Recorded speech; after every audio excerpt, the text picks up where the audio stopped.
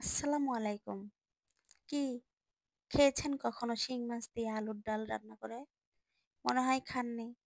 তো আসুন রেসিপিটা দেখে নিন আর ঝটপট বানিয়ে খেয়ে নিন।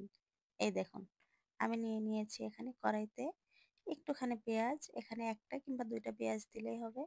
তো পেঁয়াজ দিয়ে আমি পেঁয়াজটাকে একটু হালকা ভেজে নিচ্ছি। দেখতেই পাচ্ছেন। তো এবারে তার মধ্যে আমি দিয়ে দিলাম জিরে, তেজপাতা আর একটু গরম মসলা, ওই ১ টা ২ টা সাদা এলাচ আর ২-১ টা দারচিনির টুকরা। বেশি না কিন্তু। আবার হয়তো অনেকে বলবেন, মাছ দিয়ে কেন তরকারি রান্না করছেন, তার মধ্যে কেন গরম মসলা দিলেন? আরে ভাই, আলুর ডালে একটু গরম মসলা দিতে হয়। তাহলে এর স্বাদটা একটু অন্যরকম হয়। তো যাই হোক, তারপরে আমি এর মধ্যে দিয়ে দিয়েছি একটু মাছের মসলা। আসলে আমি রাঁধুনি প্যাকেটের মসলাগুলো ইউজ করি। তো এখানে আমি একটু মাছের মসলা দিয়েছি। দিয়েছি লবণ, হলুদ, মরিচের গুঁড়া, আদা রসুন বাটা, এগুলো সব দিয়ে আমি মসলাগুলোকে বেশ খানিকটা সময় ধরে কষিয়ে নিয়েছি। কষানোর পরে মসলার যখন তেলটাও একটু উপরে উঠে এসেছে, ঠিক সেই পর্যায়ে আমি মাছগুলোকে এর মধ্যে ছেড়ে দিয়েছি। তারপর দেখতেই পাচ্ছেন মাছগুলোকে বেশ ভালোভাবে কষিয়ে আমি তুলে রেখে দিয়েছি। আর ঠিক ওই মসলার মধ্যেই আমি সেই আলুটাকে দিয়ে দিলাম। আলু আমি এখানে অল্প কয়েকটা আলু নিয়েছিলাম। আজকে আমার পরিবারের কেউ বাসায় নেই। শুধু আমি আর আমার সাহেব। আমরা দুজনে খাবো। তো এজন্য আমি এখানে অল্প একটু আলু সেদ্ধ করে ম্যাশ করে রেখে দিয়েছিলাম পানি দিয়ে।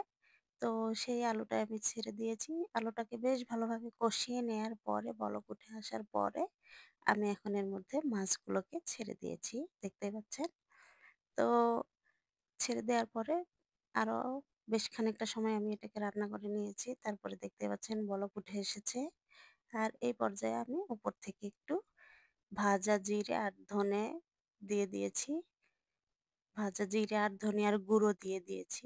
তো এ তো আমার আলুর ডালটা রান্না হয়ে গেছে, দেখতেই পাচ্ছেন। ডাল তো একটু পাতলাই হয়। মাছ দিয়ে যখনই আলুর ডাল রান্না করবেন, তখন একটু পাতলা করেই রান্না করবেন। কারণ আলুর ডাল যেহেতু পাতলা হলেই ভালো লাগে। তবে হ্যাঁ, মাংসের ক্ষেত্রে কিন্তু অতটা পাতলা করা যায় না। মাংসের আলু ঘাটিটা একটু থকথকে হয়। সেটা খেতে বেশি মজা হয়। আর মাছের আলুর ডালটা সবসময় একটু পাতলা করলেই বেশি ভালো লাগে। তো যাই হোক, আর আমি এখানে নিয়ে নিয়েছি ফুলকপি। তো ফুলকপি, বেগুন আমি এগুলোকে রাইস কুকারের ঢাকনায় ভাতের উপরে দিয়েছিলাম সেদ্ধ। তো সেখান থেকে আমি নামিয়ে নিয়েছি। আর আমার শুকনো মরিচ, পেঁয়াজ, রসুন আমি এগুলোকে বেশ সুন্দরভাবে একটু মাখিয়ে ভর্তা বানিয়ে রেখেছিলাম। তো সেগুলো দিয়ে আমি এই ফুলকপি আর বেগুনগুলোকে ভর্তা করে নিয়েছি। তো দেখতেই পাচ্ছেন আমার ভর্তার রেসিপিগুলো কতটা লোভনীয় হয়েছে, কতটা সুন্দর হয়েছে। ভালো লাগলে অবশ্যই লাইক, কমেন্ট, শেয়ার দিয়ে পাশে থাকবেন। চ্যানেলটাকে সাবস্ক্রাইব করতে ভুলবেন না। আর অবশ্যই পাশে থাকবেন। ভালো থাকবেন, সুস্থ থাকবেন সবাই। আল্লাহ হাফেজ। আসসালামু আলাইকুম।